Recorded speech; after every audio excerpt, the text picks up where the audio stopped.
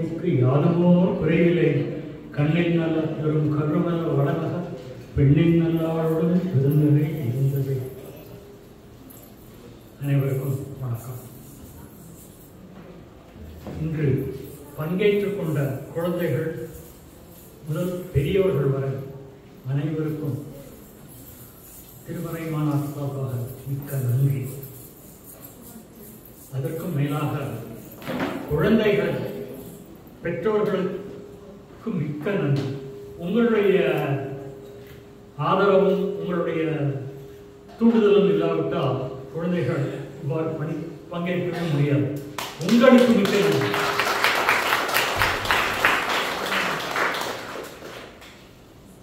சிவகுமார் ஐயா சொன்னது போல குழந்தைகள் இதற்கு பரிசு வாங்குவதற்காக பங்கேற்கவில்லை. திருமுறைகளை பற்றியும் திருமுறைகளின் கற்பதால் ஏற்படைய பயன்களை பற்றியும் அறிந்து கொள்வதற்காகவே பங்கேற்கிறார்கள். ஆகவே பரிசு நோக்கம் அல்ல, திருமுறைகளை பற்றி தெரிந்து கொள்வதுதான் நமது நோக்கம். இதை குழந்தைகளுக்கு நீங்கள் சொல்லிக் கொடுத்தது மிக்க நன்றி. மீண்டும் மீண்டும் நேரம் கிடைக்கும் போதெல்லாம் நீங்கள் இதில் பங்கேற்றுக் கொள்ள வேண்டும். சரி, கேள்வி பதில் அங்கத்திற்கு செல்வோம். பல கேள்விகளை எழுப்பியுள்ளார்கள். மாநாடு சம்பந்தப்பட்ட கேள்விகளுக்கு மட்டும் அடியேன் பதில் சொல்கிறேன். மற்ற கேள்விகள் எல்லாருக்கும் ஐயா பதில் சொல்லுவார். நேரம் கருதி பல கேள்விகளுடன் 1 மணி நேரத்துக்குள்ள நாம் முடிக்க வேண்டும். நேரம் கருதி சில கேள்விகளை சுருக்கமாக ஐயா பதில் சொல்வார். தேவைப்பட்டால் சிறிது விரிவாகவும் பதில் சொல்வார்.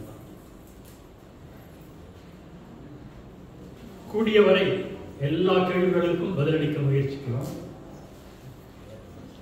அப்படி கேள்விகளுக்கு பதிலளிக்க முடியாவிட்டால் நம்மளுடைய சைட் இருக்கு இல்லையா, அந்த சைட்ல அந்த பதில் போட்டு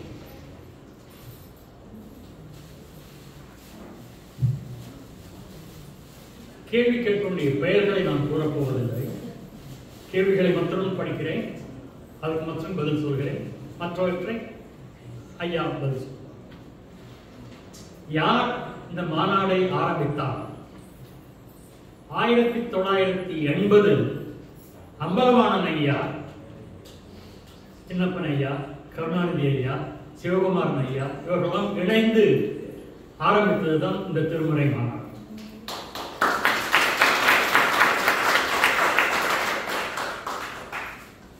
இந்த மாநாடுக்கும் திருமுறைக்கும் யார் பெயர் வைத்தது? திருமுறைக்கு நாம் பெயர் வைக்கவில்லை. அது ஆண்டாண்டு காலமாக ராஜராஜ சோழன் காலத்திற்கு இருக்கிறது. அந்த திருமுறைகளை பற்றியே நம்ம முக்கியமாக நாம் கொண்டாடுவதால் இதற்கு திருமுறை மாநாடு என்று பெயர் வைப்போம். இதுவரை 45 ஆண்டுகள் நாம் கொண்டாடி வருகிறோம். 1980 இன்று வரை 45 ஆண்டுகள். மற்ற கேள்விகள் ஐயா. தமிழ் எப்போது ஆரம்பித்தது? யார் திருமுறையை ஆரம்பித்தார்? ஏன் 63 நாயன்மார்களுடன் நிறுத்திவிட்டோம்? யார் முதல் கோவிலை கட்டியது?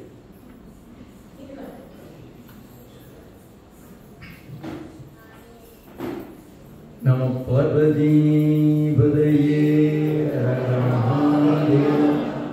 என்னாளுடைய சிவனே போற்றி, கவாய் கனகத்திரளே போற்றி, வெற்றி வேல் முருகனுக்கு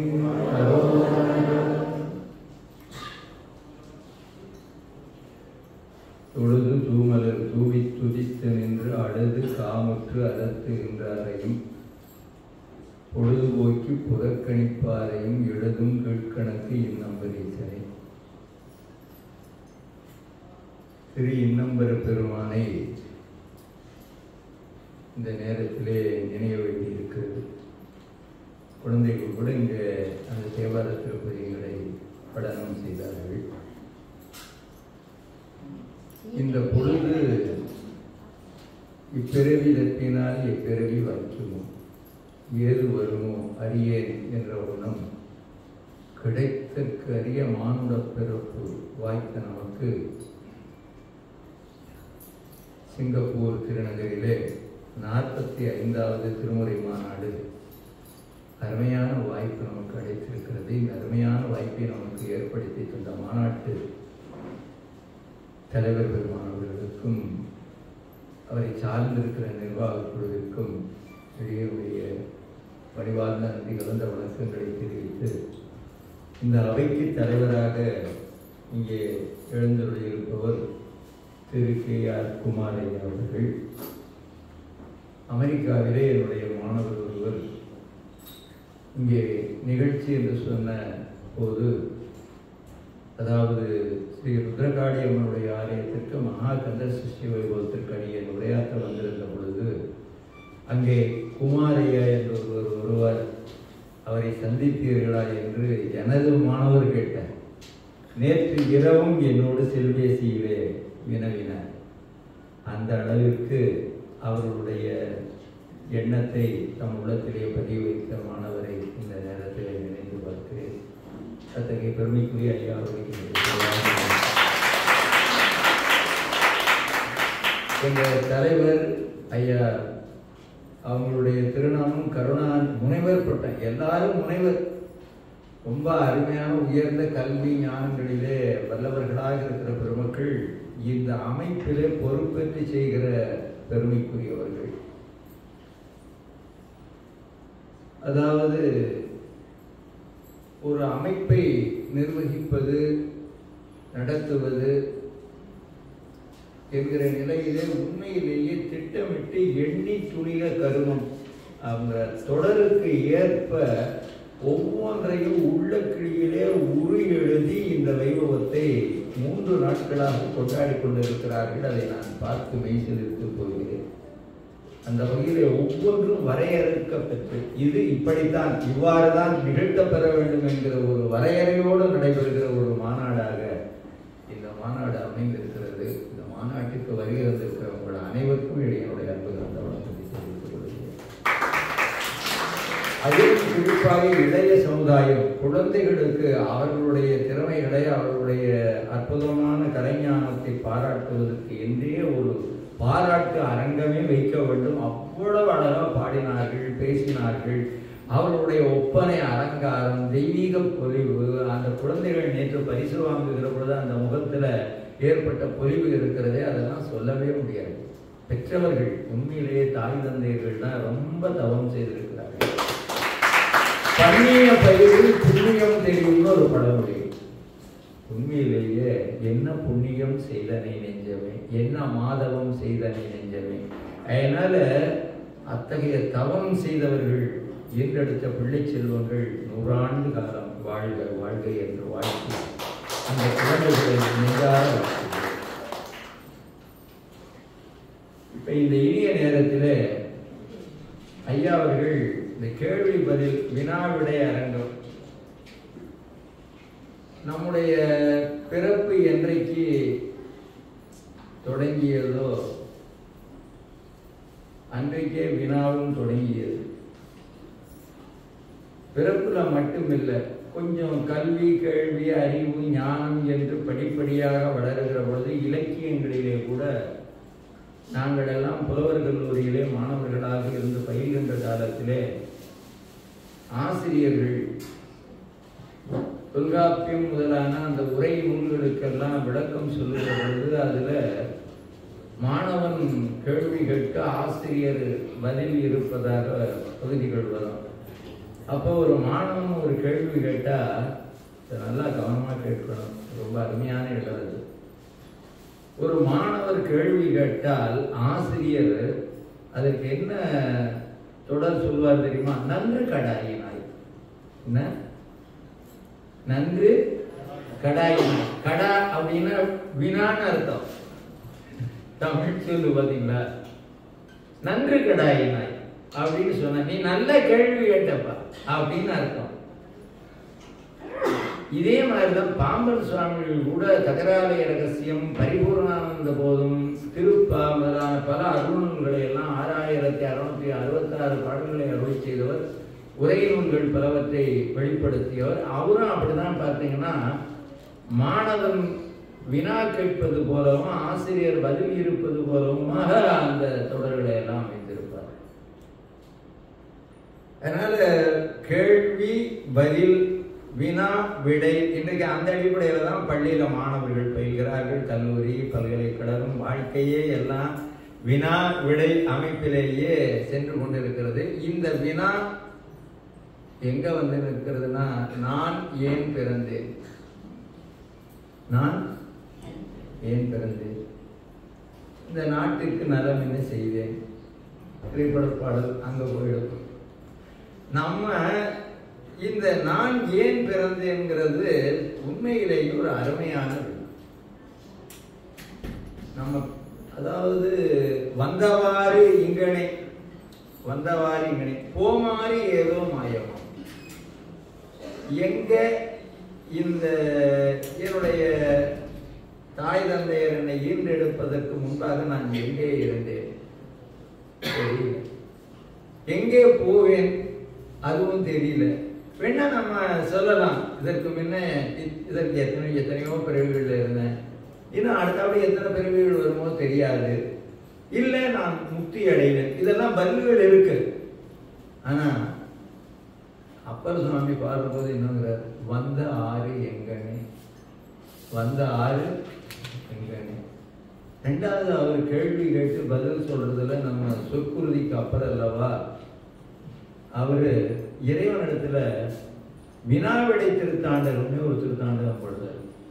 எப்படி திருத்தாண்டகத்துல வினாவிடை திருத்தாண்டகம்னு ஒரு பகுதி இருக்கு. அவரே கேட்கிறார், அண்டம் கடந்த சூடும் உண்டோ, அனரங்கை ஏந்திய ஆடல் உண்டோ, இப்படின்னு அவரே கேள்வி கேட்டு எல்லாம் உண்டோ உண்டோன்னு கேட்டு அப்புறம் முதல்ல இப்படி கேட்டவர் அதுக்கு பதில் சொல்றாரு, நீ இருக்கப்பா நான் பட்ட பகல்லையே பார்த்தேங்கிறார். எப்படி அலைத்தோடு புனர்கங்கை சடையில் கண்டேன், அலத்தொன்றை தார் அணிந்த ஆறு கண்டேன், பலிக்கோடி திரிவார்கை பாம்பும் கண்டேன், படனம் புகுவாரை பகலே கண்டேன். எப்படி படனம் புகுவாரை பகலே கண்டேன், கலிக்கச்சி வெற்றடியை இருக்க கண்டேன், கரைமிடரும் கண்டேன், வலித்துடுத்த மாந்தோல் அறையில் கண்டேன், மறைவல்ல மாதவனை கண்டவாரே.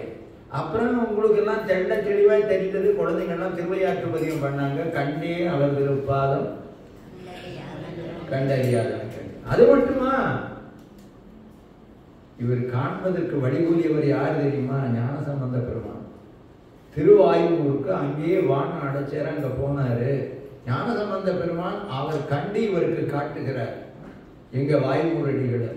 அப்போ பிறகுதான் அப்பர் சுவாமி பாடுறார், பாட அடியார் பரவ கண்டேன் அப்படின்னு ஒரு திருத்தாண்டகம் பார்த்தீங்கன்னா. ஆகையினால ரொம்ப அருமையான இந்த வினாவிடை அப்படிங்கிறது, கேள்வி கேட்டு பதில் சொல்வது என்பது ஒரு சிறப்பான அருமையான நிகழ்வு. ஆனா எல்லா கேள்விகளுக்கும் எல்லாருக்கும் பதில் தெரியும்னு சொல்ல முடியாது. எனக்கு ஏதோ தெரிஞ்சது, என்னுடைய சிற்றறிவு கேட்டியதாக இருக்கிற பதில்களைத்தான் என்னால் சொல்ல இயலும். ஆனா நீங்க கேட்கிற கேள்விகள் எல்லாம் அற்புதமான கேள்விகள். அதாவது தமிழ் எப்போது ஆரம்பித்தது அப்படின்னு ஒரு கேள்வி. என்றைக்கு மனிதன் வாய ஆணை திறக்க ஆரம்பிச்சு ஒரு குரல் ஓசை ஒலி, ஓசைக்கும் ஒலிக்கும் என்ன வேறுபாடு? பிறந்த குழந்தை அழலைன்னா சந்தேகமாயிடும், அது அழுதாதான் பெற்றோருக்கு மகிழ்ச்சி இல்லையா? குழந்தை அழணும் பிறந்த உடனே. அப்ப அழற போது அந்த அழுகிற ஒலிய எழுதி காட்ட முடியுமா? தும்மல் வருது, விக்கல் வருது, இதையெல்லாம் எழுதி காட்ட முடியுமா? அப்ப எழுதி காட்ட முடியாத ஒரு நிலையிலே அது ஓசை. அது என்னது? ஓசை. இப்ப எழுதி காட்டலாம், ஆ ஆ இ இ, இதெல்லாம் எப்படி ஒரு சொல். அந்த சொல்ல நம்ம எழுதலாம் வரி வடிவமா இல்லையா? பொருள் உணர்த்தும். எது? சொற்கள் பொருளை உணர்த்தும். ஆகையினால இப்போ பார்த்தீங்கன்னா இந்த ஓசை ஒலி என்று வருகிற பொழுது அங்க அகரம் அங்காங்கு இயலும்னு இலக்கணம். நீ ஆங்கிற எழுத்த சொல்ல வேண்டிய அவசியமே இல்லை. வாய் என்றைக்கு இதழ்கள் மலர்கின்றதோ அப்பவே அகரம் பிறந்தாச்சு. அதனாலதான் அகரம் தமிழுக்கு சீகரம். மொழி அங்கேதான் முதல்ல ஆரம்பிக்கிற இடமே எது? அகரம். அகர முதல எழுத்தெல்லாம் ஆதி பகவன் முதற்றே உலகு. அப்ப அகர முதலானே ஆமாத்தூர் அப்பனை என்று தேவாரத்திலையும் இருக்கு. அகர முதலென உரை செய் 51 அட்சரமும் அகில கலைகளுடைய நன்கொண்ட தத்துவம்னு அருள்கிரியார் சொல்றார். இப்ப இந்த மொழி நம்ம கல் தோன்றி மண் தோன்றா காலத்தே வாழும் முன் தோன்றிய மூத்த குடி என்று புறப்பொருள் வெண்பாமாலைங்கிற நூல்ல ஐயனாரிதனாருங்கிறவர் இதை பாடுற போது என்றைக்கு கல் மண் இந்த உலகமெல்லாம் தோன்றுவதற்கு முன்னே அவ்வளவு பெருமைக்குரிய தொன்மையான மொழி எதுன்னா நம்ம உயர்தனிக்க மொழியாகிய தமிழ் மொழி அப்படின்னு சொல்லுவோம். சரி, இந்த மொழியை வளர்த்த பெருமையாக இந்த அழகான தமிழ் மொழியை நமக்கு யார் கொடுத்தார், யார் கற்பித்தார், யார் நமக்கு வழங்கியதுங்கிறதுக்கு கவி சக்கரவர்த்தி கம்பநாட்டு ஆழ்வார் தான் முதல்ல நமக்கு தெளிவா என்ன சொல்றாரு. உழக்கும் அதை நான்கினும் உயர்ந்துலகம் போதும் வடக்கினும் அதிக்கவியின் உம்மரவி நாடி நிழற்பொலி கணிச்சிமணி நெற்றியுமிழ் செங்கண் தழல் புரை சுடற் கடவுள் தந்த தமிழ் தந்தார். யார்? அகத்திய பெருமான். அகத்தியருக்கு தமிழ் மொழியை உபதேசித்தாராம் சிவபெருமான். என்ன அழகா இருக்கு பார்த்தீங்களா? என்ன அழகான சந்தம். உழக்கு வரை நான்கும் உயர்ந்துலகம் போதும் வழக்கினும் அதிக்கவியும் அரபி நாடி. இது வரைக்கும் விடுங்க. நிழற்பொலி கணிச்சிமணி நெற்றியுமிழ் செங்கண். சிவபெருமான் நெற்றி கண்ணன் இல்லையா? விரூபாட்சன் அவருக்கு ஒரு பேரு. வித்தியாசமான கண்ணை உடையவன், முதல் வெளி நாட்டத்து இறைவன் என்று மணிமேகலையில பார்க்கிறோம் இல்லையா? அதனால அத்தகைய பெருமான் இருக்காரு. உழக்குமாறு நான்கினும் உயர்ந்துலகம் போதும் வழக்கினும் அதிக்கவியனும் அரபி நாடி நிழற்பொலி கணிச்சிமணி நெற்றியுமிழ் செங்கண் தழல் புரை சுடற்கடவுள் செந்தாடல் புரைந்து மேனியும் காட்டி. திருவாசகத்தை நல்லா அனுபவித்திருக்கிறார் கவி சக்கரவர்த்தின்னு தெரியுது. அதனால தடல் புரை சுடற் கடவுள் தந்த தமிழ் தந்தான். யாரு? யாருக்கு தந்தாரு? அகத்தியருக்கு. அவர் எப்படிப்பட்டவர்? நின்றவனை வந்த நெடியோ நடி பணிந்தான் நன்றவன் மண்படுதல் எழுத கண்ணான் நன்று வர வென்றவன நன்றூரை மகன்தான் என்றும் உள்ள தென்தமிழ். சாதாரண தமிழ் இல்லையா? என்றைக்கு இந்த தமிழ் மொழிங்கிறது நிலைவேறுடையதாக காலாகாலத்திற்கும் அன்றும் இன்றும் என்றும் நிலைத்திருக்கக்கூடிய மொழி. அதனால என்றும் உள்ள தென்தமிழ் இயம்பி இசை கொண்டான்னு அகத்தியரை பாராட்டுகிறார் கவி சக்கரவர்த்தி. மல்லல் நெடுந்தமிழ்கிறார் நம்முடைய தெய்வ சேக்கிழார் பெருமான். ஞானம் அளந்த மேன்மை தெய்வ தமிழ் என்று சொல்கிறார் நம்முடைய தெய்வ சேக்கிழார் பெருமான். அதனால இந்த அருமையான கேள்வி, தமிழ் எப்போது ஆரம்பித்தது? யாரு? ஐயா பாராட்டுதலுக்குரிய நம்முடைய செயல் வீரர் பெருந்தகையாக இருக்கிற மாநாட்டு ஐயா அவர்களுக்கு அன்பு கண்ணப்பன் ஐயா அவருடைய திருமகளார் கயல் கண்ணப்பன் என்று இதில் குறிப்பிடப்பட்டு இருக்கிறது. சகோதரி எழுந்து நிற்கலாம், எழுந்து நிற்கலாம். வா இங்க வந்து நிலுமா, வா பார்க்க எல்லாரும் ஒரு கடவுள் எழுந்துருக்குவா.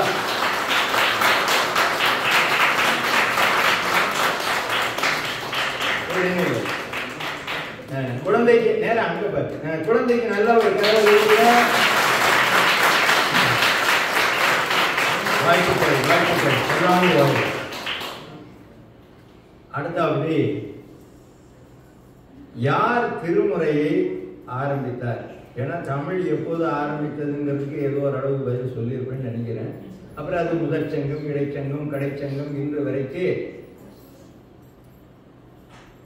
அதாவது பாவேந்தர பாரதிதாசன் அவர்கள் தமிழ் இயக்கம்ங்கிற நூல்ல ரொம்ப அழகா, அவருக்கு கடவுள் நம்பிக்கை இல்லை என்றாலும் தமிழ் மேல அளவு கடந்த பற்றும் ஈடுபாடும், அது மட்டும் இல்லை சைவ திருமுறைகள் அளவு கடந்த ஈடுபாடு அவருக்கு இருக்கிறது. சாணிக்கு பொட்டிட்டு சாமி என்பார் செயலுக்கு நாணினி கண்ணுரங்கு நகைத்தினி கண்ணுரங்குன்னு பாடினவரு.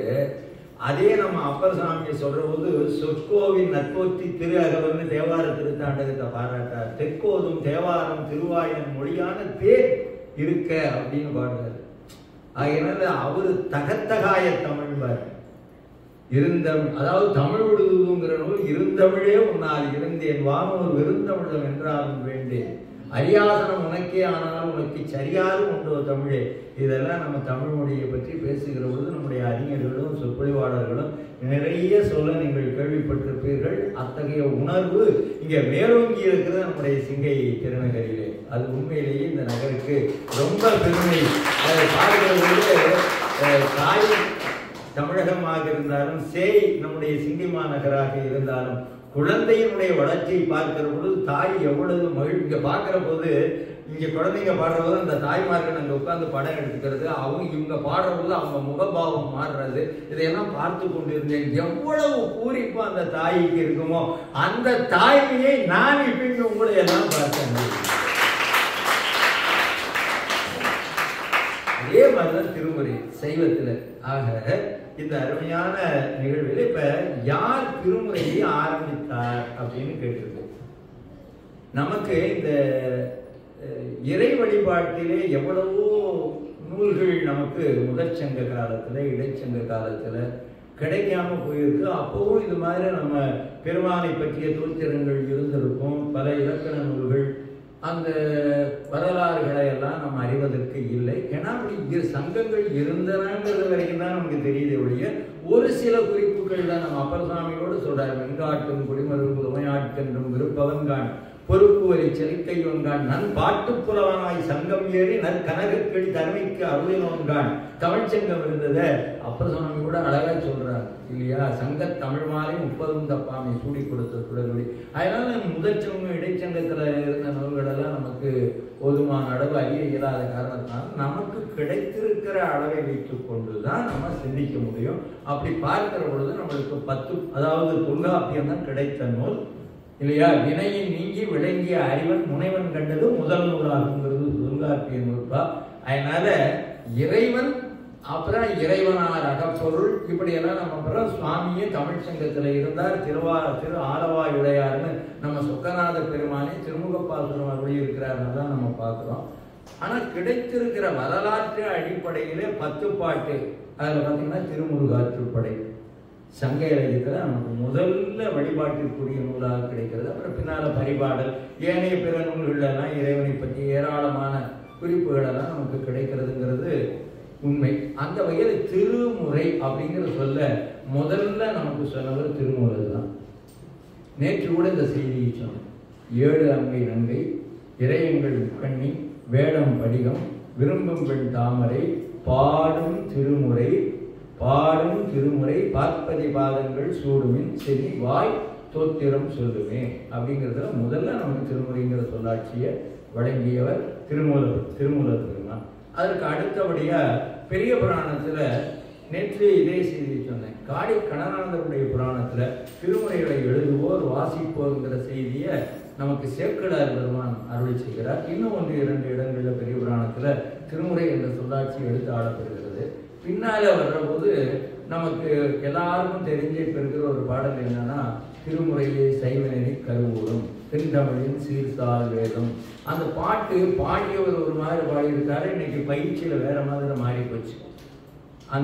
அந்த பாடலை முறையாக பாடி கற்பித்த பெருமை அதாவது நெய்வேலி நடராச பெருமானுடைய திருக்கோயில்ல ஆரம்ப காலத்துல ஓதுவாமூர்த்திகளாக இருந்த ராமச்சந்திரன் என்ற ஓதுவாமூர்த்தி தான் அந்த பாடலை வெளி உலகத்துக்கு அறிமுகம் செய்தவர்.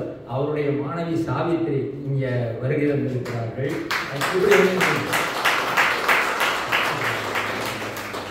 இந்த குழந்தைக்கு அவர் தான் கற்பித்தார். அங்க நெய்வேலி திருநகரில் இவங்கெல்லாம் சின்ன குழந்தையாக இருக்கிறது கற்றுக்கொண்டார்கள். இவர்கள் கூட பயிற்சி கொடுத்த மாணவ செல்வங்கள் கூட நம்முடைய மாநாட்டில் முதல் நாள் பாடினார்கள். அதனால அவர் அந்த ராமச்சந்திரன்கிற ஓதுவாமூர்த்தி முத்தமிழிலும் வல்லவர். இன்றைக்கு அவர் இல்லை. அவரிடத்தில் பயின்ற ஒரு மாணவர் இன்றைக்கு அரசாங்கத்துல நல்ல உத்தியோகத்துல நல்ல பெரும் பொருள் ஈட்டி சிறப்பாக வாழ்ந்து வருகிறார். அன்றைக்கு அவருடைய காலத்துல அவ்வளவு வசதிகள் இல்லை, வாய்ப்புகள் இல்லை. ஆனா முறையாக பயின்று முறையாக போதிப்பதற்குரிய ஒரு நல்ல தேவார ஆசிரியராக அடியேன் பார்த்த அளவில் அவர் தான் முன்னிலையில இருந்தார் என்பது இந்த நேரத்துல அவரை நினைத்து போற்ற வேண்டும் அப்படிங்கிறத நான் தெரிவித்துக் கொள்கிறேன். ஏன்னா சொல்லுகிற அந்த கற்பிக்கிற முறை, கச்சேரி பண்றதுங்கிறது ஒரு தனி நிலை. மாணவர்களுக்கு கற்பிப்பது என்பது ஒரு மிக சிறந்த கலை. அந்த கலையில அவர் வந்தவர் என்கிற செய்தி இந்த நேரத்தில் நினைவுபடுத்த கடமைப்பட்டிருக்கிறேன். அடுத்த கேள்வி, 63 நாயன்மார்களோடு நிறுத்தி விட்டோம் அப்படின்னு இருக்கு. இந்த இடத்துல நாயன் இப்ப நமக்கு என்னன்னா, இன்றைய நாள் சிறப்பு வழிபாடே அருவாண்மை நாயன்மார்கள அங்கே நம்முடைய ஆத்மலிங்கேஸ்வரர், ஆத்மாய நமஹ, ஆத்மலிங்காய நமஹ. இது ஒரு கேள்வி நீங்க கேட்டிருக்கணும். ஆனா அந்த கேள்வியை நானே உங்களுக்கு கேட்டு பதில் சொல்லிடுறேன். இறைவன் அவன் சுரூப லட்சணத்துல யாராலும் அவரை அறிந்து கொள்ள இயலாது. ஆனா அவர் தடத்த லட்சணத்துல சைவ சித்தாந்தத்துல இறங்கி நமக்காக அருள் பாலிக்க வருகிற பொழுது ஐம்பெரும் பூதமாக நிலம், நீர், தீ, காற்று, ஆகாயம், சூரியன், சந்திரன், ஆன்மா, 8 அட்டமூர்த்தியதாகி அப்பரோ.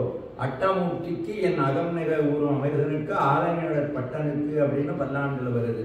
அப்ப 8 வடிவத்துல ஆன்மா, ஆத்மா, உயிர், இயமானன், எச்சன் என்று சொல்கிற இந்த ஆத்மாவில் நம்மோட சிவம் இருக்கிறார். சிவம் வேற, நம்ம அந்நியம் அல்ல. அந்த சிவம் நமக்குள்ளேயே இருக்கிறது. அதனால என்னன்னா ஆத்மாவில் ஆத்மநாதனாக இருக்கிறான் இல்லையா? அதனால ஆத்மநாதன் எங்க திருப்பெருந்துறையில் இருக்கிற பெருமானுக்கு பேர் இல்லையா? அதனால அந்த ஆத்மநாதருங்கிற ஆலயத்துல அந்த பெயரை அழகா சூட்டி இருக்கிறார்கள்.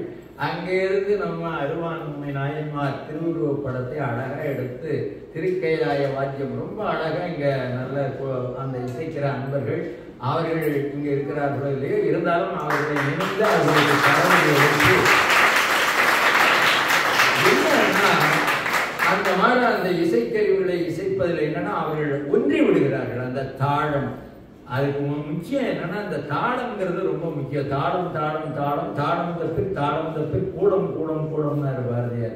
அதனால அந்த அந்த கூடிய லயம் பரதநாட்டியத்துக்கு அதுதான், தேவாரத்துக்கு அதுதான், எல்லா வகையான இசையோடு தொடர்புடைய தாளம் இல்லையா?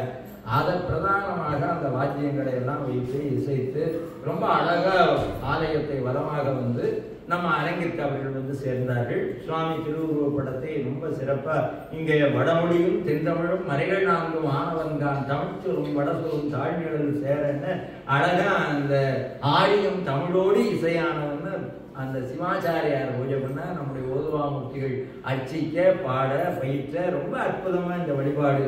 உண்மையிலேயே இன்றைய ஒரு நாள் இந்த வழிபாட்டால நம்முடைய ஆயுள் பெருகும், நோய்கள் விலகும். எவ்வளவு மனம் பூரிக்க என்ன ஆகும்னா நமக்குள்ள இருக்கிற பிணிகள் பீடைகள் எது இருந்தாலும் எல்லாம் திருஷ்டி தோஷம் அது இது எல்லாம் ஒழிஞ்சு போயிடும். இது ஒரு பெரிய தவம், அவ்வளவுதான். அத்தகைய நிலையில திருத்தொண்ட தொகையை அழகா பாடி பயிற்றுவித்த நிலையை பார்க்கிறோம். இப்ப பாருங்க அந்த கேள்வி என்னன்னா, ஏன் 63 நாயன்மார்களோட நிறுத்தி விட்டோம்னா நிறுத்தல. நீங்கெல்லாம் யாரு? அப்பாலும் அடி சார்ந்த அடியார், அப்பாலும் அடி சார்ந்த அடியார். அந்த வரிசையில யார் இருக்கா? சிங்கப்பூர் திருநகரில் இருக்கிற அடியார்களும் இருக்கிறார்கள். அதனால வாழ்ந்து கொண்டு இருக்கிறார்கள், வாழ்ந்தார்கள், வாழ்ந்து கொண்டு இருக்கிறார்கள், வாழ்வார்கள். இனிமேல 3 காலத்துக்கும் பொருந்தும், எல்லா நாட்டுக்கும் பொருந்தும், எல்லா உலகுக்கும் பொருந்தும். அப்படி ஒரு தீர்க்க தரிசனத்தோட சொன்ன தொடர் தான் அப்பாலும் அடி சார்ந்த அடியார்ங்கிற தொடர். அது மட்டும் இல்ல, அந்த 9 பேர் தொகையடியார்கள்ங்கிற பட்டியலில் எல்லாரும் எப்படியாவது இடம் பெற்று விடுவார்கள். எப்படி? தில்லைவாழ் அந்தணர்னா அது தில்லையோடு தொடர்பாகி விடுகிறது. திருவாரூர் பிறந்தார்கள்னா அது அங்க தனியா விடுபட்டு விடுகிற நிலையில் இருக்கு. ஏன்னா திருவாரூர்ங்கிறது தில்லைங்கிறது. ஆனா பத்தராய் பணிவார்கள் எல்லாருக்கும் அடியேன்னா ஊர் பேர் இருக்கா? எல்லா ஊர் தானே, சிங்கப்பூர் தானே. பத்தராய் பணிவார்கள் எல்லாருக்கும் அடியேன். பரமனையே பாடுவார், நீங்களும் தான் பரமனையே பாடுவார். சித்தத்தை சிவன் பாலை வைத்தார் இல்லையா? அப்புறம் திருவாரூர் பிறந்தார், அங்க விட்டுட்டோம். அப்புறம் 30 திருமேனி தீண்டுவார், முழுநீர் ஊசிய முனிவர். அப்புறம் அதுக்கு மேல அடுத்த அருமையான தொடர் தான் அப்பாலும் அடி சார்ந்த அடியார்.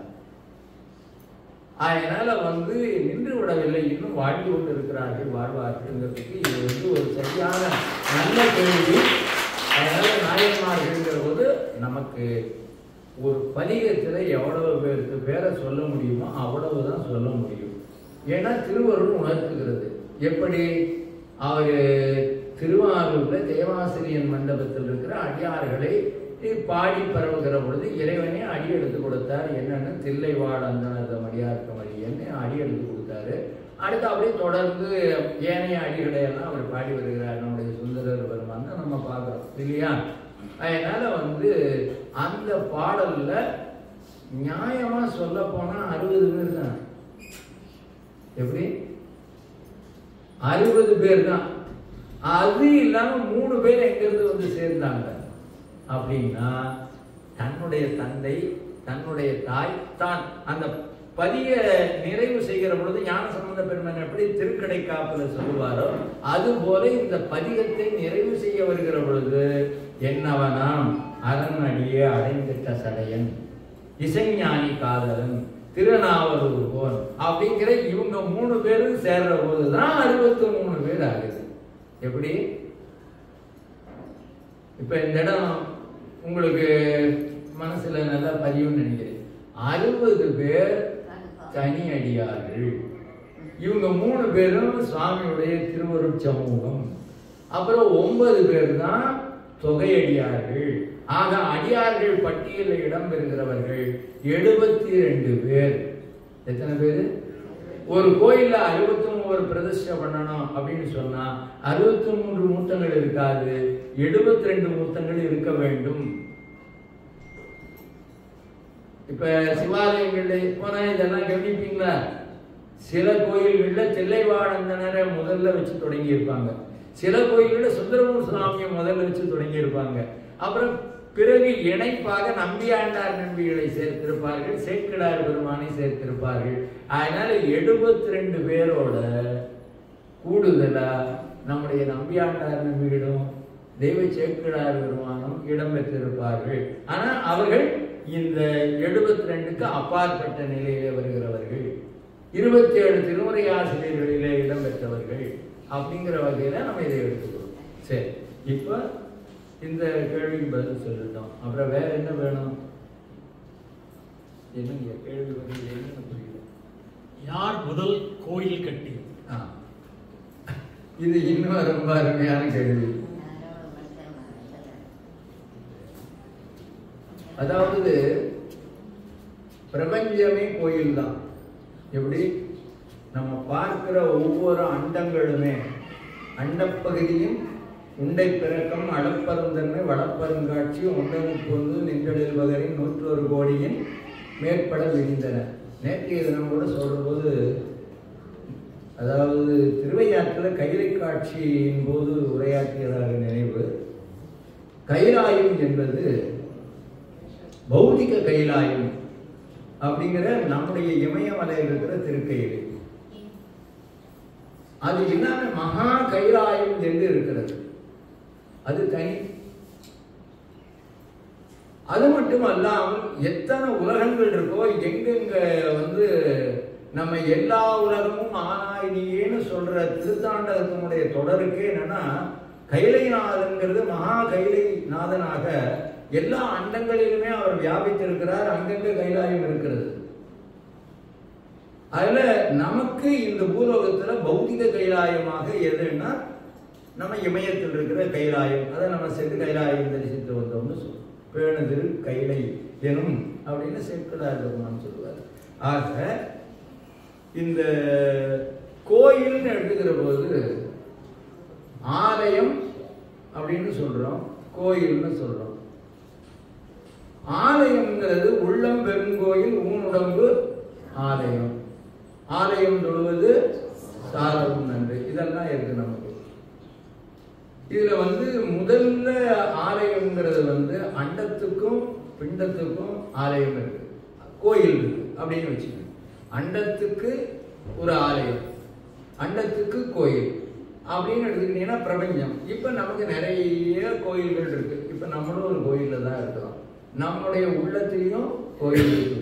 இதை கருவூர் தேவர் தஞ்சை பெரிய கோயில் தேவார திருவிசைப்பாவில் சொல்கிற போது பெரிய செம்மாந்து இருக்கிற அந்த தஞ்சை பெருங்கோயில் கோபுரத்தை பார்க்குறாரு. சண்ட கோபுர, அது எப்படி சண்ட கோபுர செம்பொன் மாளிகை தஞ்சை மாநகர் பெருமாள் என்பவர் அருணகிரியார்.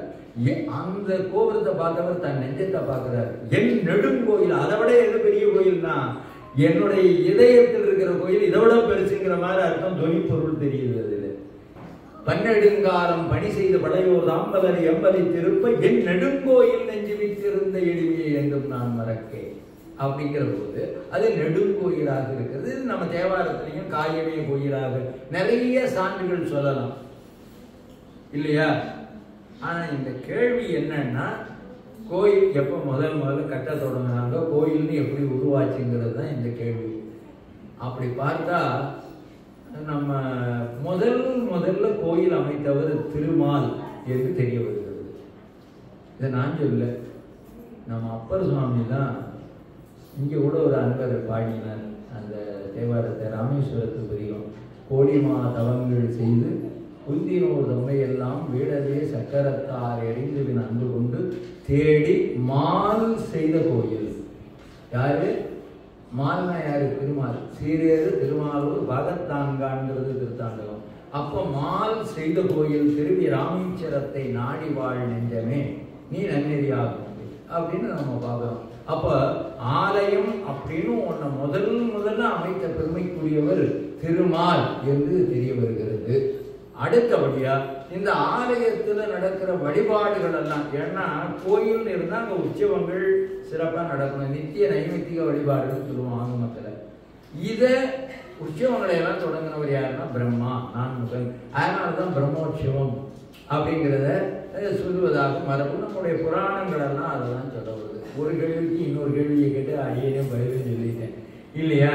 அதனால என்னன்னா இந்த கோயில்கள் எல்லாம் அப்புறம் பின்னால என்னாச்சு, முதல்ல மணலால கட்டியிருப்பாங்க, அப்புறம் செங்கல்லால கட்டியிருப்பாங்க, அப்புறம் பாறைகளை எல்லாம் உடைச்சு, இதெல்லாம் உங்களுக்கு வரும் பல்லவர்கள் காலத்துல குடாய்வரை கோயில்கள் எல்லாம் எப்படி வந்தது, இதெல்லாம் சொல்ல போனா வரலாறு ஹிஸ்டரி, நமக்கு வரலாறு மூலம் அதை தெரிஞ்சுக்கலாம். ஆனா நம்ம அப்பர் சுவாமியோட ஒரு கோயில் பட்டியல் தர்றாரு. இது ரொம்ப அற்புதமான திருத்தாண்டகம். ஒவ்வொருத்தரும் நாள் வழிபாட்டை சொல்லணும் இந்த பாட்டெல்லாம். முதல்ல நம்ம இவரு யானை நுழையாத மாதிரி கோயில கோச்செங்கல் சோழர் தான் அமைக்கிறாரு. பெருக்காறு சடைக்கணில பெருமான் சேரும் பெருங்கோயில் 70 மற்றும் கரக்கோயில் கடிபொழில் சூழ் ஞாழக்கோயில் கருப்பரியல் பொறுப்பனைய புகுரி கோயில் இருக்கோயில் மறையவர்கள் வழிபட்டேற்றும் இளங்கோயில் மணிக்கோயில் ஆலக்கோயில் திருக்கோயில் சிவனுரையின் கோயில் சூழ்ந்து தாழ்ந்து இறைஞ்ச தீவினைகள் திருமன்றே. அப்ப இந்த ஒவ்வொரு கோயிலுக்கும் விளக்கம் சொல்லணும். இப்ப கோயில் இங்க நான் சென்ற வரை வந்தபோது திருப்பணி நடைபெற்று கொண்டிருந்தீங்க நம்ம சிவாலயத்துல. அப்ப பாலாலயம்னு ஒண்ணு செய்வாங்க. அதை கூட இளங்கோயில் என்று நம்முடைய அப்பர் சுவாமி திருமீயச்சூர் இளங்கோயில் கோயிலுக்கு தனியா பதிகம், இளங்கோயில் பாலாலயத்திற்கு தனியா 2 பதிகங்கள் நம்ம திருமீயச்சூர்ல பார்க்கிறோம். அதனால கோயில்கள் இந்த வகையில படிப்படியாக மாடக் கோயிலாகவும் கூட கோயிலாகவும் அதுல 2 வகையாயிடுது. தரையோட தரையா போய் சுவாமியை பார்க்க போனோம்னா அதுக்கு பேர் கூட கோயில்னு பேர்.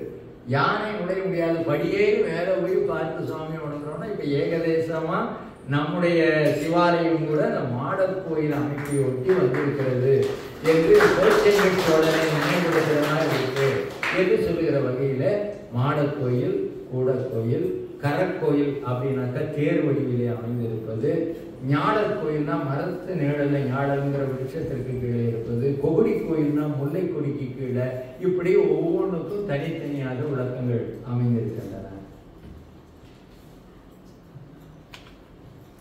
அடுத்த கேள்வி ஒரு ஜெனரல் கொஸ்டின். நம்முடைய தமிழர்கள் கலாச்சாரத்தில் ஆண்களுக்கு சில கண்டிஷன்ஸ், பெண்களுக்கு சில கண்டிஷன்ஸ். ஏன்?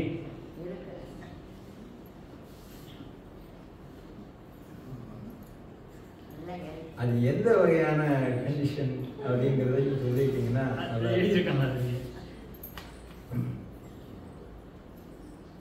ஒரு பெண் ஒரு ஆண் நடப்பது போல் நடக்கக்கூடாது, ஒரு பெண் ஒரு ஆண் அணிவதை போல் அணியக்கூடாது, ஒரு ஆண் பெண் அணிவது போல் அணியக்கூடாது, ஏன் ஆண் பெண் நடப்பது போல் நடக்கக்கூடாது?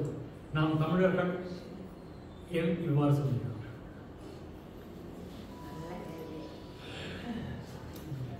இப்பெல்லாம்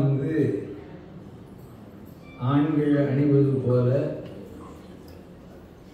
அதை விட சிறப்பான ஆடைகள் எல்லாம் கூட வந்துட்டு, இந்த ஆடை அலங்காரத்தை பற்றி எல்லாம் இப்போ நம்ம இந்த அரங்கத்தில் பேச முடியாது.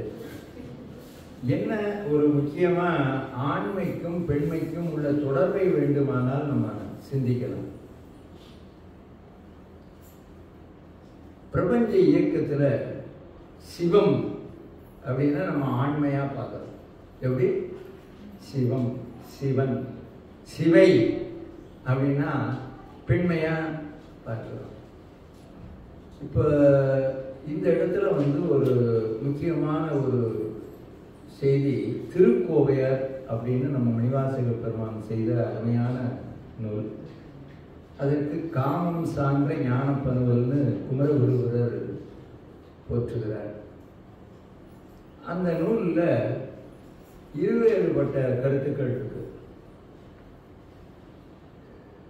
ஒன்று என்னன்னா, அதாவது இறைவனை சிவனை ஆணாக பார்ப்பது. எப்படி? சிவபெருமான ஆண் அப்படின்னு வடநாட்டெல்லாம் மீசை வச்ச சிவன் இருப்பாரு, தாடியும் மீசையோட இருப்பாரு. வடநாட்டு சிவன் எல்லாம் பார்த்தீங்கன்னா நம்ம தென்னாட்டில் அப்படி வைக்கிறது இல்லை, மரபு இல்லை. அடுத்து அப்படி பார்த்தீங்கன்னா அவரை அர்த்தநாரீஸ்வரரா பார்க்குறோம், ஆணாவும் பெண்ணாவும் பார்க்குறோம் இல்லையா? உமையோடு பார்க்கணும், உண்ணாமுறை உமையானோடு உடனாகி ஒருவன் அப்படின்னு பார்க்குறோம். அவரை பெண்ணா யாரா பார்த்துருக்கீங்களா? சிவபெருமான பெண் வடிவத்தில் யாரா பார்த்துருந்தா கொஞ்சம் சொல்லுங்க.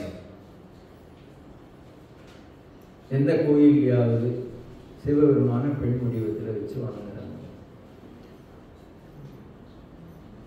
இல்லை, எனக்கு தெரிய இல்லை. ஆனா திருக்கோவையாறுல ஒரு அறிஞர், ஒரு நல்ல கற்றுவல்ல சான்றோர், சைவ சித்தாந்த சென்னறியில உரைப்புடைய பெருந்தகையார், அதற்கு உரை வகுத்தவர், வெளியிட்டவர் எல்லாருமே மிகப்பெரியவர்கள். இறைவனை, சிவபெருமானை காதலியாகவும் தம்மை காதலனாகவும் வைத்து அந்த ஒரு அனுபவத்தை, ஒரு இன்பத்தை அனுபவிக்கிற நிலையில பெண்மைக்கு ஏற்றம் கொடுத்து ஆண்மை பெண்மையை நுகர்ற நிலையில நாகரிகமா சொல்றேன் இதெல்லாம். அப்படி சிவபெருமானை பெண்மையாக்கி தம்மை ஆணாக சொல்லி திருக்கோவையார் அமைந்திருக்கிறதுன்னு சொன்ன செய்திக்கு உடனடியா மறுப்பு வந்துட்டு, அவங்க கொடுத்திருக்கிற விளக்கத்தை அவ்வளவு சீக்கிரம் மறுக்கவே முடியாத அளவுக்கு உரை கண்டிருக்கிறார்கள். நான் அந்த உரையாசிரியர் பேரை சொல்லல, அப்படி தேவைன்னா நீங்க தேடி அதை படிச்சுக்கணும். ஆனால் சுவாமிய அந்த கம்பீரமா, ஏன்னா தானோர் தலைமகன், யாரு அப்பர் சுவாமி பாடுற போது என்னங்கிறாரு? தானோர் தலைமகன் முன்னையார் மயிலூர்தி முருகவேள் அப்படிங்கிற தேவாரத்துல திருப்பேரையில் பதிகத்துல பாடுற போது தானோ தலைமகன். அப்ப சிவபெருமான தலைவனாக பார்க்கிறோம், ஆண்மகனாக பார்க்கிறோம். அப்ப தலைவியா இருக்கக்கூடிய நிலை இங்க. அங்க சுவாமிய ஆனா பார்த்த நிலையில அப்போ உமாதேவி யாரு அப்படின்னா சிவம் வேற சக்தி வேற இல்லை. சிவத்திலே இருந்து பெறுகிற அருள் தான் சக்திங்கிறத இரண்டு நேற்று கூட நம்ம நினைவுபடுத்தணும். அருள் அது சக்தியாகும். இப்ப பாருங்க, இது கருவியா இருக்கிற சிவம், இந்த ஓசை வர்ற போது சக்தி. இதை பிரிக்க முடிஞ்சுதா?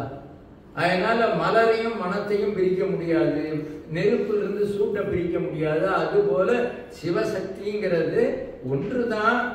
அது என்னன்னா நமக்கு அது ஆணாகவும் பெண்ணாகவும் உருவகித்து பார்க்கிற நிலையில தான் நம்ம ஆண் பெண்.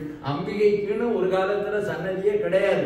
முதல்ல அம்பாளுக்கு சன்னிதானத்தை அமைத்த பெருமை காஞ்சி மாநகரத்துக்கு அரணுடத்தனாயி காமாட்சி ஏலவார் குடலி காமகோட்டம்ங்கிற முதல் தேவி ஆலயம் எங்கன்னா காஞ்சி மாநகர் தான்.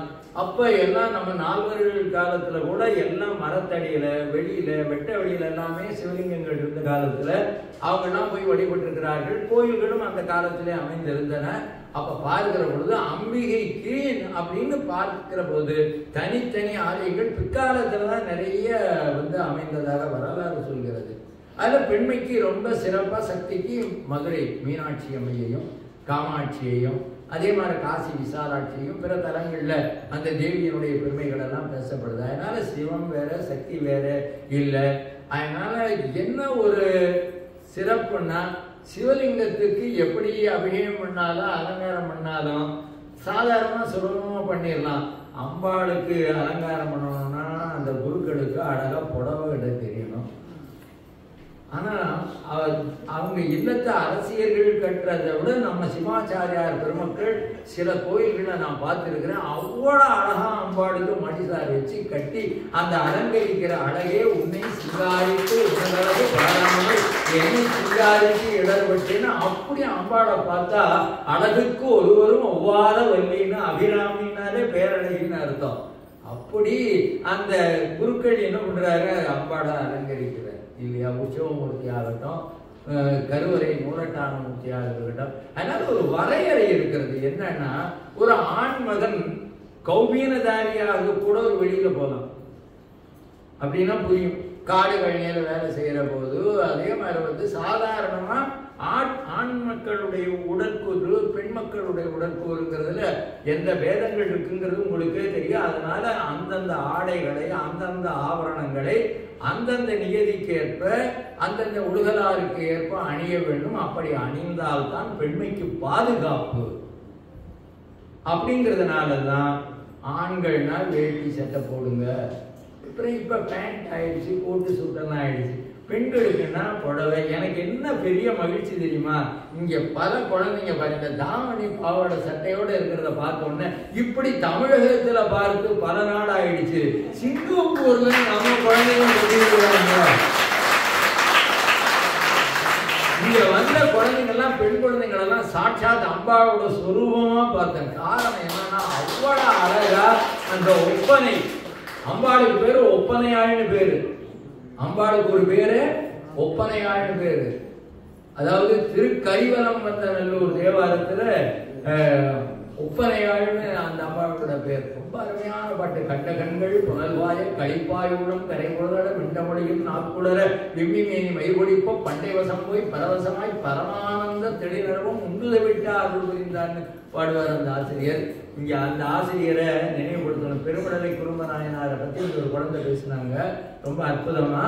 அவர் எப்படி கபால மோட்சம் பெற்றாருன்னு நமக்கு பெரிய. அதே மாதிரி ஒரு மன்னர் வரதுங்கராம பாண்டி இருக்கிறவர் இந்த கருவை பதிப்பு தந்தாதி பாடிய குட்டி திருவாசகம் அந்த நூலுக்கு பேர். அவரும் அந்த சித்தி பெற்று இருக்கிறார். அந்த செய்தி நமக்கு வரலாற்று இருக்கிறது. ஆகையினாலே இந்த ஆடைகள் ஆபரணங்கள்ங்கிறதெல்லாம் ஒரு நாகரிகத்தோடு ஒரு மரியாதையோடு நம்முடைய பண்பாட்டு வெளிப்பாட்டில் வெளிப்படுவது. அது உங்களுடைய சுதந்திரம். அது அதை கூடுமான வரை தலையை விரித்து போடக்கூடாது. காரணம் தலையிலிருந்து அந்த தண்ணீர் வீட்டில் தலையில அந்த கூந்தலில் இருந்து தண்ணீர் வீட்டுக்குள்ள வடிந்து விழுந்தால் அது சிரார்த்தம் செய்வதற்கு சமம், எள்ளும் தண்ணி விடுறதுக்கு சமம். அதனாலதான் பெண்கள் குளிச்சாச்சுன்னா இல்லத்துக்குள்ள நுழையிற போது ஒரு துணியை தலையில துண்டு ஒண்ணு தலையில சுத்தி, நம்ம தாய்மார்கள்லாம் அப்படிதான் வருவாங்க. இப்ப என்னன்னா கல்யாணம் மணவரையெல்லாம் மணமகளே தலையை வச்சு போட்டு உட்கார்ந்துருக்கு. கல்யாணம் அடியன் கூட அமெரிக்காவிலிருந்து வந்த ஒரு ஆண், அவருக்கு பெண், நம்ம தமிழகத்து பெண் அடியன் திருமணங்களை எல்லாம் செய்து வைக்கிறது உண்டு. அப்படி பார்க்கிற பொழுது அங்க இருந்து வந்த அவ்வளவு பேரும் சைனீஸ் வெளிநாட்டிலிருந்து வந்த அவ்வளவு பேரும் அழகா புடவை கட்டி விபூதி பூச்சி சந்தன குங்குமம் வச்சு நம்ம பண்பாட்டோடு அவங்களெல்லாம் இருக்காங்க. அதை பார்த்து சென்னை மாநகரத்துல மீடியாக்கள் பல பத்திரிகை நிருபர்கள் எல்லாம் படம் எடுத்தார்கள். செய்தி வந்தது. பாலிமர் டிவி மற்ற இதுல எல்லாம் கூட அந்த காட்சிகள் எல்லாம் வெளிப்படுத்தப்பட்டன. அதனால என்னன்னா இந்த ஆடை அணிகலன் அப்படின்னு பார்க்கிற போது நமக்குன்னு ஒரு பண்பாடு இருக்கிறது. அந்த அடிப்படையில அணிந்து கொள்வது சிறப்பு என்கிற செய்தி நிறைவு செய்துள்ளது. ஒரே கேள்விக்கு 1.5 மணி நேரம் பதில் சொல்லலாம். ஏகப்பட்ட கேள்வி வந்திருக்கு. அதான் முடிஞ்சு போச்சு. ஆற்றுக்குள் இருந்து அழகரா என்றாலும் சோற்றுக்குள் இருக்கிறான்னு சொத்தலிங்கம். அதனால உரிய நேரத்தில் அங்கே போய் ஆகணும் இல்லையா?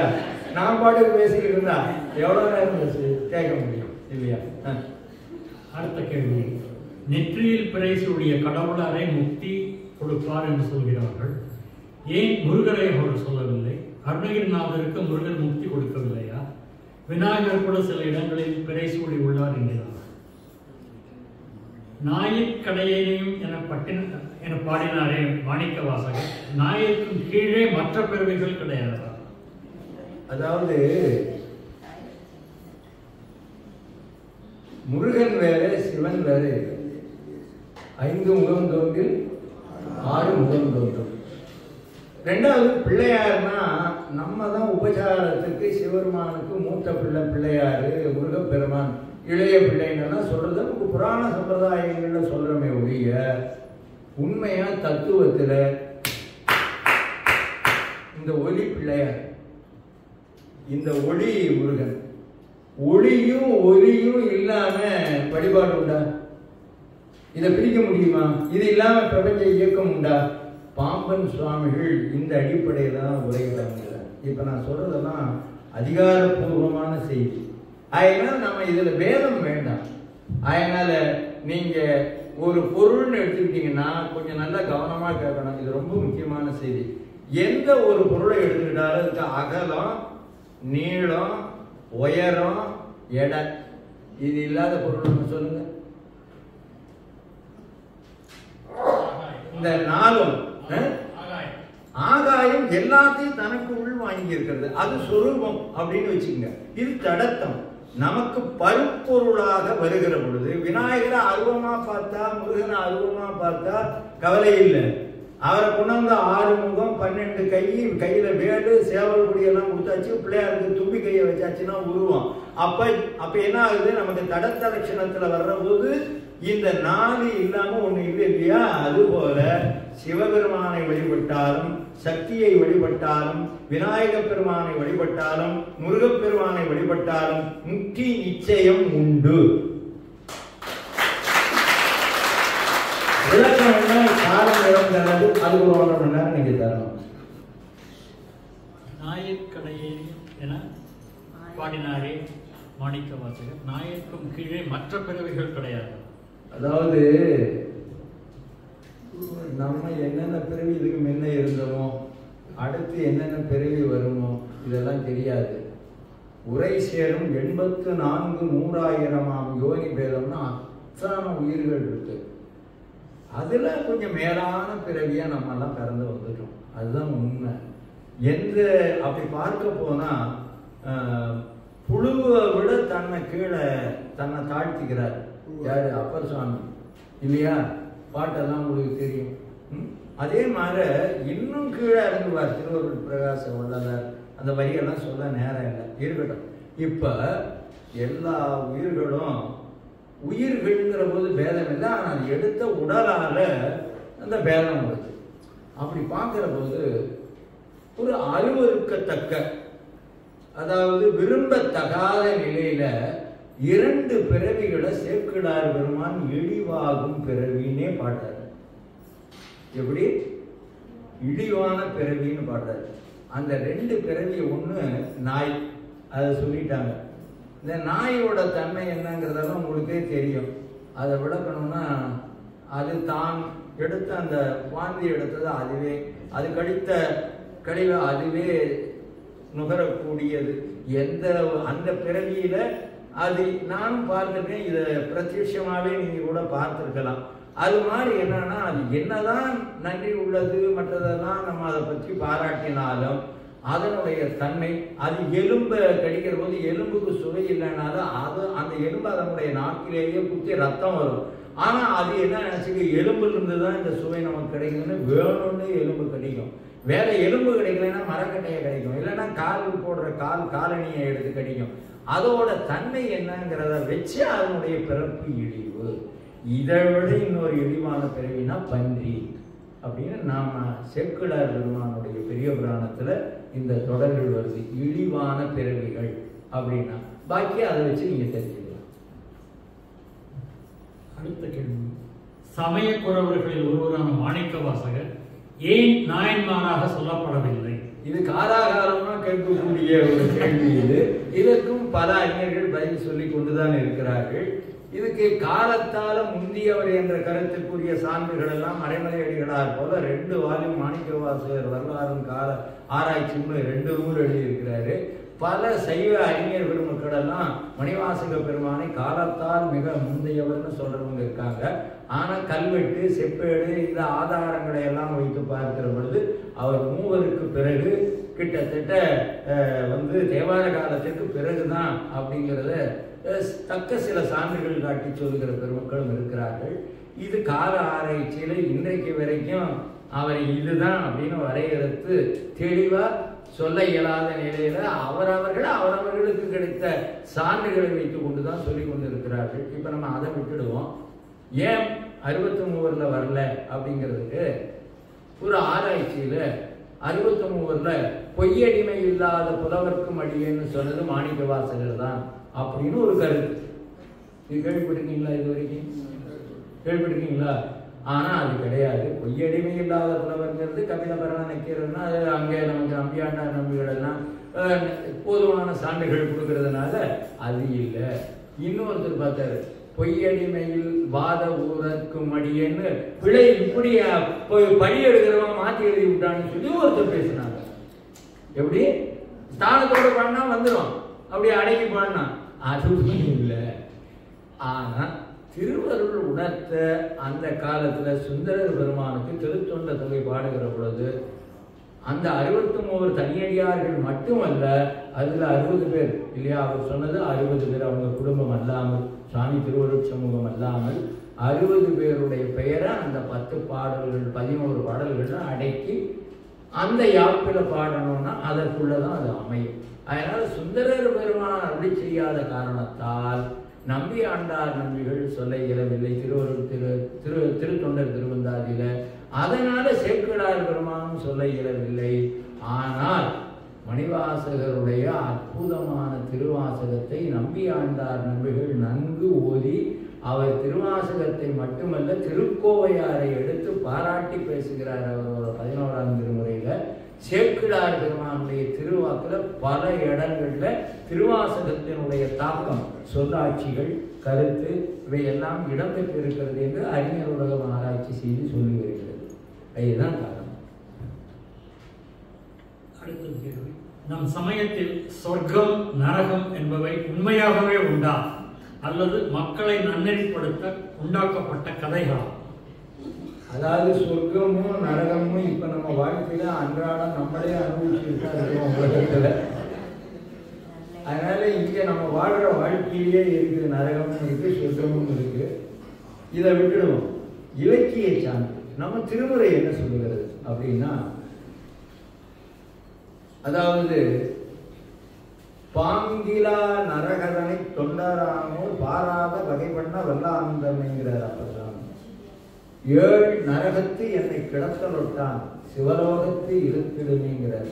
அப்ப என்னன்னா, நரகுரு ஸ்வர்க்கம் நானிலம் புகாமல் பரகதி பாண்டியர்க்கு அருளினை போற்றின்னு மணிவாசக பெருமான் சொல்றதுனால சொர்க்க நரகங்கள் உண்டு. நம்ம செய்கிற புண்ணிய பாவங்களுக்கு ஏற்ப. அதனால நம்ம சொர்க்கத்துக்கும் போக வேண்டாம், நரகத்துக்கும் போக வேண்டாம். ரெண்டும் அல்லாத பரகதி அப்படிங்கிற சிவனுடைய உலகத்துக்கு, சிவனுடைய திருவடிக்கு போயாச்சுன்னா அது நிரந்தரமான இடம். சொர்க்க நிரந்தரம் இல்லை, நரக நிரந்தரம் இல்லை. இவன் செஞ்ச புண்ணிய பாவத்துக்கு ஏற்ப கொஞ்ச நாள் சொர்க்கத்தில் இருப்பான், கொஞ்ச நாள் அப்புறம் நரகத்துக்கு போயிடுவான். மகாபாரத கதை இதுக்கு தக்க சான்றாக இருக்கிறது. அந்த பாரத கதையில பார்த்தீங்கன்னா இதுக்கு விளக்கம் கிடைக்கும். கருட புராணம் எல்லாம் நீங்க படிச்சீங்கன்னா உங்களுக்கு விளக்கம் கிடைக்கும். அடுத்த கேள்வி, உலகில் சமயம் அவசியமா? இறை உணர்வின்றி ஒருவர் நல்லவராக இருக்க முடியாதா? அதாவது ஆற்றுக்கு கரை இல்லைன்னா, கடலுக்கு கரை இல்லைன்னா, பயிருக்கு வேலி இல்லைன்னா என்ன ஆகும்? ஒரு பெண் மகள் கழுத்துல திருமங்கல நான்னு ஒண்ணு இருந்தா அதுக்கு என்ன மரியாதையோ அதுபோல மனிதனுடைய நெறியான வாழ்க்கைக்கு சமயம் அவசியம். அது எந்த சமயமாக இருந்தாலும் அவையெல்லாம் பல நதிகள் எல்லாம் சங்கமமாவது கடல்ல தான். பொங்கு வர சமயமெனும் நதிகள் எல்லாம் புகுந்து கலந்திட நிறைவாய் அப்படின்னு வள்ளல் பெருமான் பாடுகிற பாடல்ல அந்த பாட்டுல தெளிவா சொல்லிடுறார். அதனால கொண்ட சமயத்தார் தேவனாகி சைவத்தை போல பரந்த உள்ளம் வேற எந்த சமயத்துல இருக்குன்னு சொல்ல முடியல. எல்லா சமயங்களையும் அரவணைத்து போற்றி அங்க அவங்க சொல்ற இறைவன் வேற யாருன்னா அது நம்ம சிவபெருமான் தான் அப்படின்னு சொன்ன பெருமைக்கு ஒரு சமயம் செய்யும். எல்லா வகையான சமயங்களையும் தனக்கு உள்வாங்கி வேறொரு சமயம் செய்து எளிமினார் சொன்னாரேனும் எம்பிராருக்கு ஏற்பதாகும். அவங்க நம்மளை திட்டுனா கூட பரவாயில்ல, அதுவும் அங்க இருக்கிற பெருமான் அவங்க சொல்ற பேரும் நம்ம சிவனோட பேர் தான் சொன்ன சமயம் சைவம். கொண்ட சமயத்தார் தேவனாகி அப்படிங்கிறது திருத்தாண்டகம் சான்று. ஒவ்வொன்றும் சான்றுகளோட சொல்லிட்டு இருக்கேன், என் சொந்த விருப்பத்துல சொல்லல. மகேஸ்வர பூஜைக்கும் மகேஸ்வர பூஜைக்கும் என்ன வேறுபாடு? ஒண்ணு இல்ல, ஒரு எழுத்து தான் வேறுபாடு. ஒண்ணு கால் போட்டிருக்குது, ஒண்ணுக்கு கால் போட்டது. அதாவது அந்த கேள்வி வேற மணி என்னாச்சு, மணி ஒன்னாயிடுச்சு. நான் நாளை நேர வகுப்புல வேணா முடிஞ்சா சொல்றேன். சொல்லுங்க. அடியா ஆண்டவனுக்கு செய்தா மகேஸ்வர பூஜை. மகேஸ்வரன்ங்கிறது என்னன்னா நம்ம அடியார்களுக்கு செய்யறது. இது ஒன்றும் பெரிய வேறுபாடு. அடுத்து இப்ப நம்ம போய் சாப்பிட்டோம்னா அது மகேஸ்வர பூஜை. சுவாமி நைவேத்தியம் பண்றது அங்க மகேஸ்வரன் நடக்கிற பூஜை.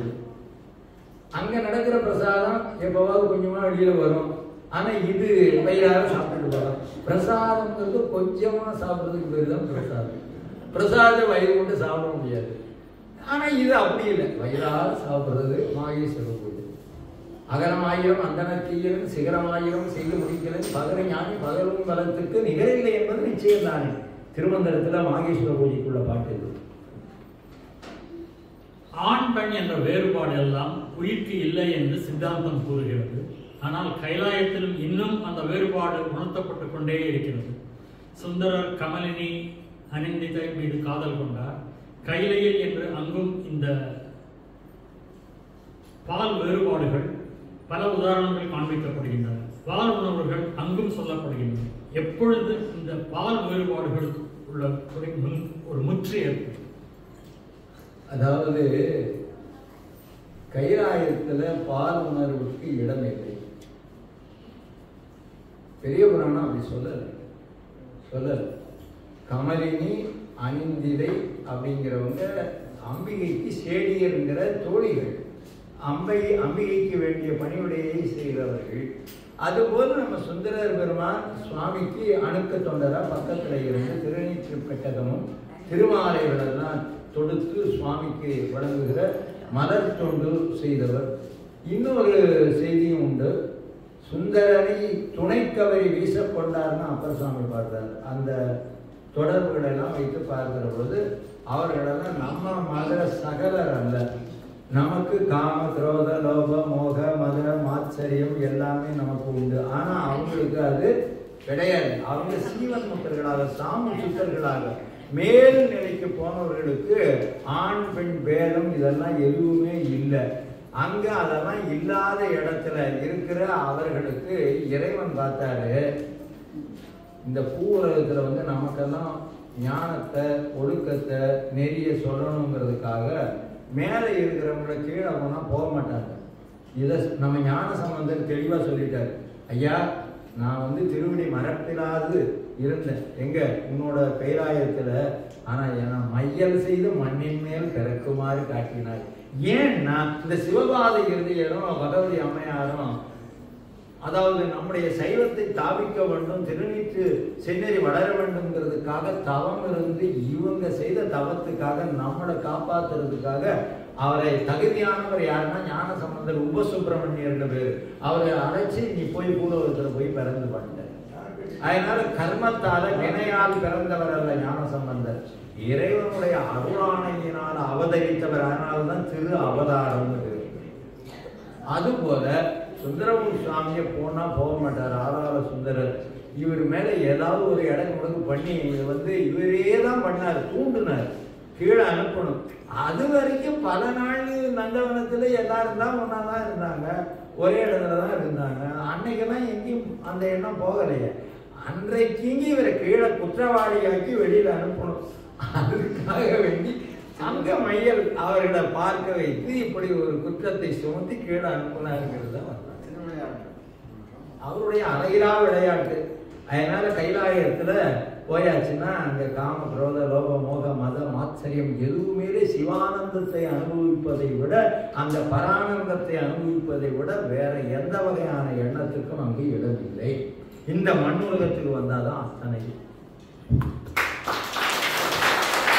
மண்ணுலகம் மட்டும் இல்ல, பிரம்மலோகம் வைகுந்தம் எல்லா இடத்துலயும் உண்டு. கைலாயம் மட்டும்தான், அதுவும் மகா கைலாயத்துல மட்டும்தான்.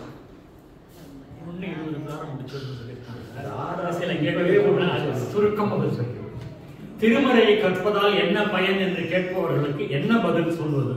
உங்களுக்கு தேவாரங்கள் எது மிகச் சிறந்தது? தேவாரங்கள்ல எது சிறந்ததுங்கிற கேள்வி பொருத்தமானது அல்ல. எல்லாமே சிறந்ததுதான், எல்லாமே சிறந்ததுதான். எந்த பாட்டு எடுத்தாலும் எந்த பாட்டை படித்தாலும் பலன் பெருமான் கொடுத்துருவார், அது ஒன்றும் ஐயம் இல்லை. ஒரு சில வேண்டுதல்கள் இருக்கு, இதோட நிறைவு செய்து விடலாமா? இந்த பதில் சொல்லி சின்ன இல்லை 1:20 முடிச்சலாம் சொல்லுங்க. இன்னொரு 10 நிமிஷம். இன்னொரு முறை அந்த கேள்வியை சொல்லுங்க. திருமுறைகள் கற்பதால் என்ன பயன் என்று கேட்பவர்களுக்கு என்ன பதில் சொல்லுவோம்? சம்பளம், வேலைக்கு போகிறோம், சம்பளம் வாங்காம வேலை செய்யறோமா? செய்ய மாட்டோம். ஒரு தொழில் செய்தால் அதற்கு ஊதியம். இதைத்தான் திருக்கோவையார்ல கூட முடிக்கிற போது ஊதியமே காரணி கற்பகம் கற்றவர் நற்றுணை பாணரொக்கல்ங்கிற பாட்டு முடிக்கிற போது ஊதியமே, உயிர்க்கு ஊதியம்ங்கிறோம். அது எதுனா அதான் நம்ம திருமுறையை பாராயணம் செய்வது, திருமுறையை பயில்வது, பாடுவது, பேசுவது, சிந்திப்பது, வழிபாடு செய்வது, இது எல்லாமே. ஒன்று என்னன்னா சில தேவைகள் இருக்கு. இப்போ கல்யாணம் ஆயிடுச்சு, குழந்தை இல்லை, அதுக்கு ஒரு பதிகம்.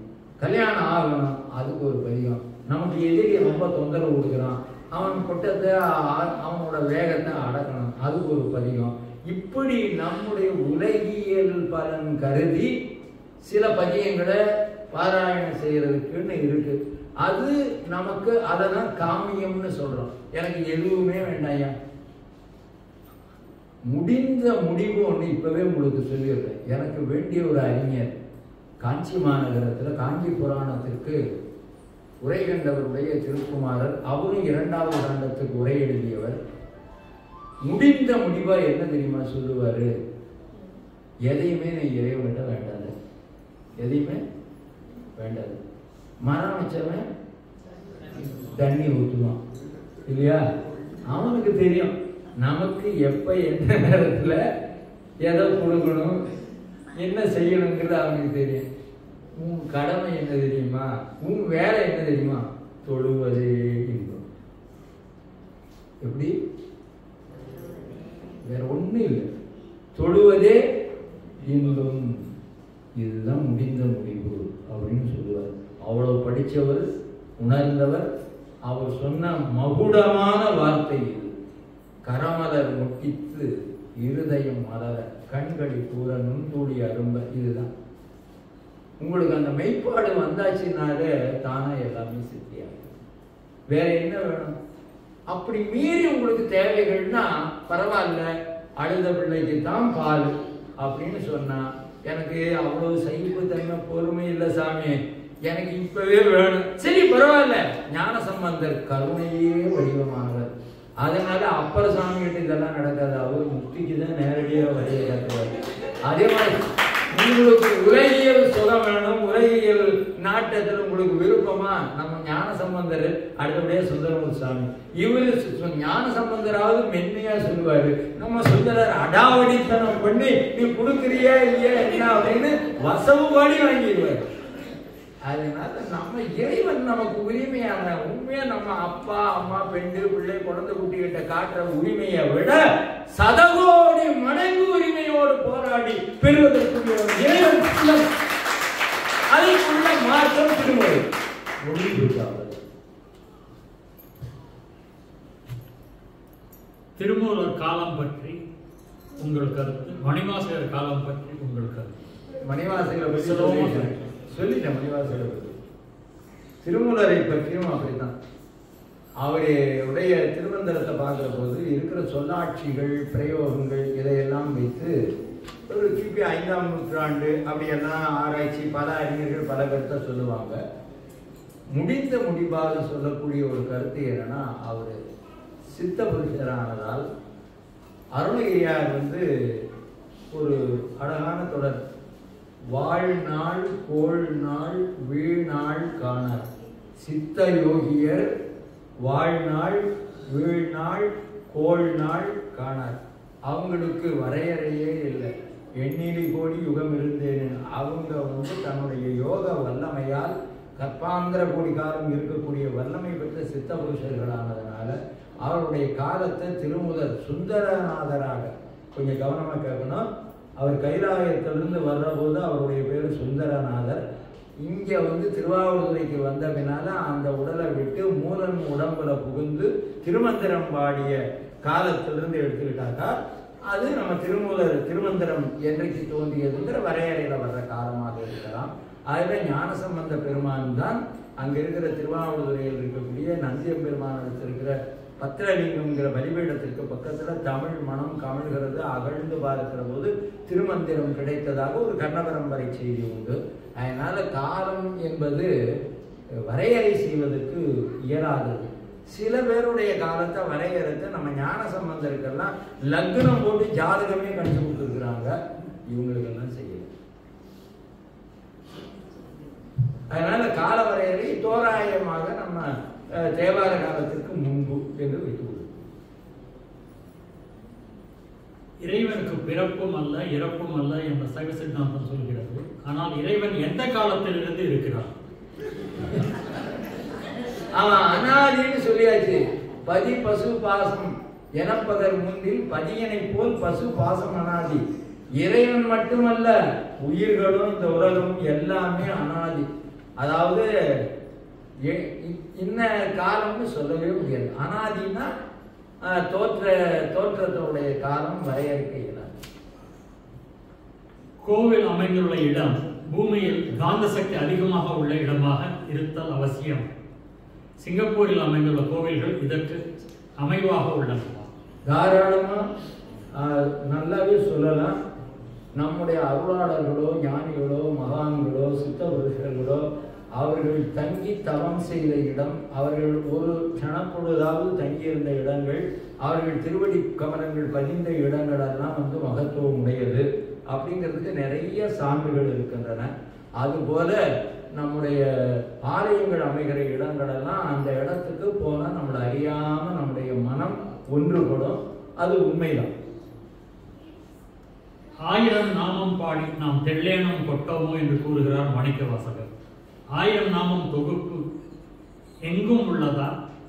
இந்த கோயில் அர்ச்சனை பண்ற போது சகசிர நாமம்னு செய்யறாங்க இல்லையா, அவனுக்கு 1000 பேர் எல்லாம் கிடையாது. வெகு கோடி நாம சம்பு. அருணகிரியார் எல்லா பேரும் சிவனோட பேரு தான். ஒரு சின்ன உதாரணம் சொல்றேன். ராமன் அப்படிங்கிற பேரு மகாவிஷ்ணு பேரு அப்படிங்கிறவங்க கை உயர்த்தலாம்.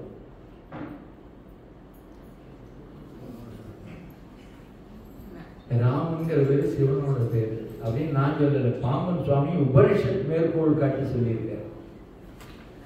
அதனால்தான் தசரத சக்கரவர்த்தி தன் பிள்ளைக்கு ராமன் பேர் வச்சார்.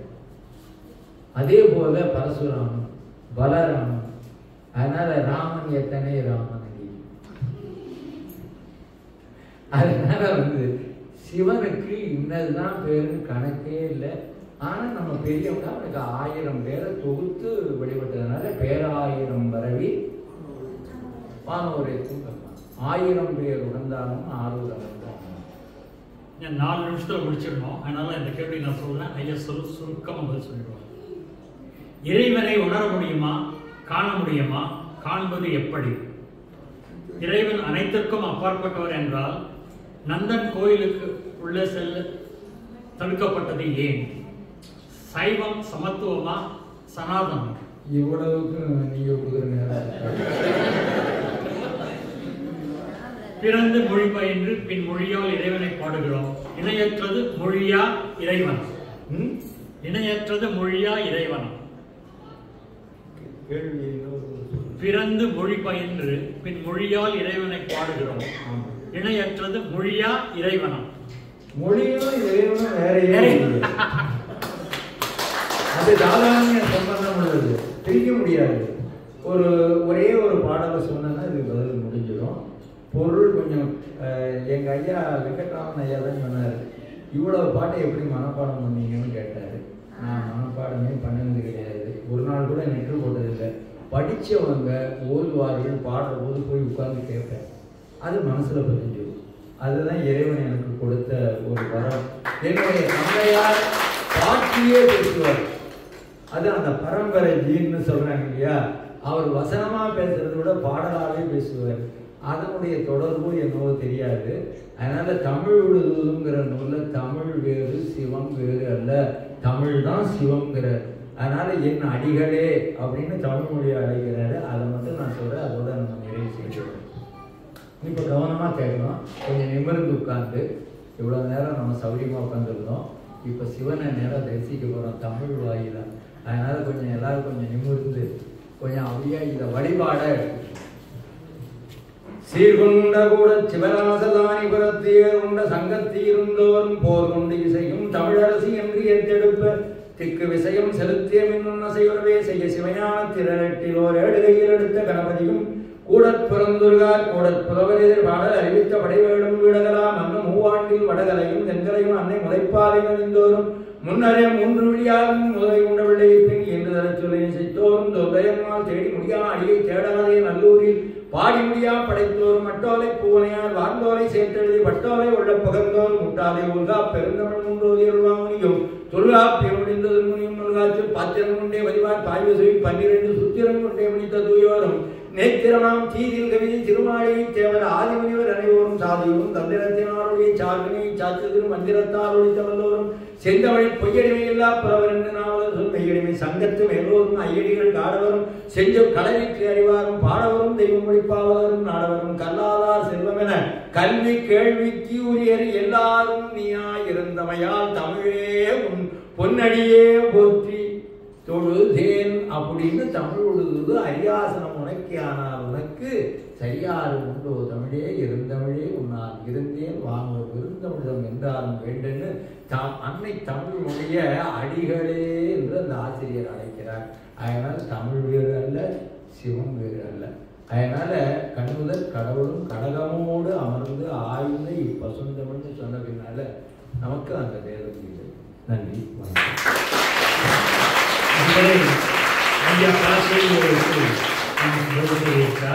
காலம் கருதி நம்ம திரும்ப